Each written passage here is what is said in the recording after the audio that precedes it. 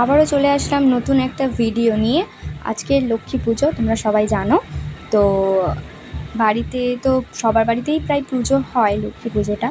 তো সকাল সকাল ঘুম থেকে উঠে গেছি, গিয়ে এবারে ব্রাশ করতে এসেছিলাম। ব্রাশ করে রেডি হব।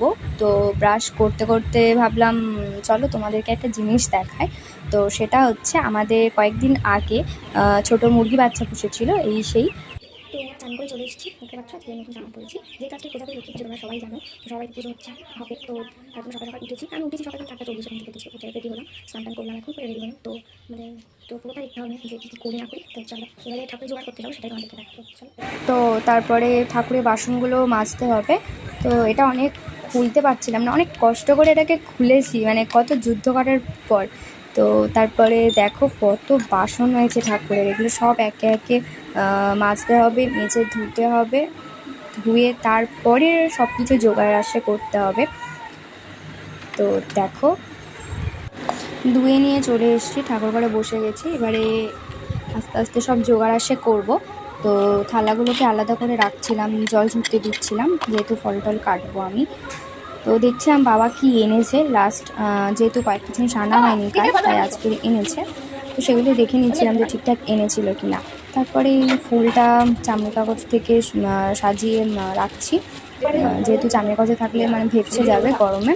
তো ওদিকে মা ফ্যাপসা নিয়ে আসছিল, তো মা ধুনোর জন্য জোগাড় করছিল, ধুনো দিতে হবে। আর এদিকে আমি সঙ্গে ভাবলাম যে ফলগুলোকেও ধুয়ে নিই তাড়াতাড়ি, হাতে হাতে করলে অনেকটা কাজ এগিয়ে যাবে।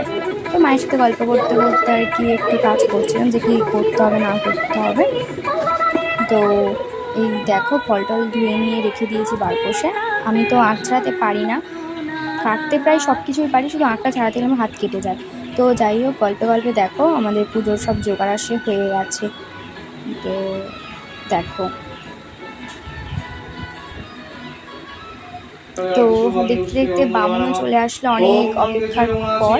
তো এদিকে পুজো শুরু হয়ে গেছে। ওম পুষ্পে পুষ্পে মহাপুষ্পে সুপুষ্প পুষ্প সম্ভবে পুষ্পচয় বগ্নিচ হুম বৎসহাম গন্ধে পুষ্পাদা শক্তিং কমলাসনায় নমঃ অশ্বাসনাং মন্ত্রের সমেত বিষ্ট ঋষি সুতরাং ছন্দ কুর্মদেবতাং আসনাং উপশনবিনিগম গুড়াবে নমঃ। শেষমেশ পুজোটা শেষ হলো। তো দেখো সন্ধেবেলা যেহেতু এটাকে কি বলে জানি না, এটাকে জ্বালতে হয়, জেলে যেহেতু খেতে হয়। তো অনেকক্ষণ পর দেখলাম এটাকে জ্বালানো হচ্ছে, মা জ্বালিয়ে দিচ্ছিল।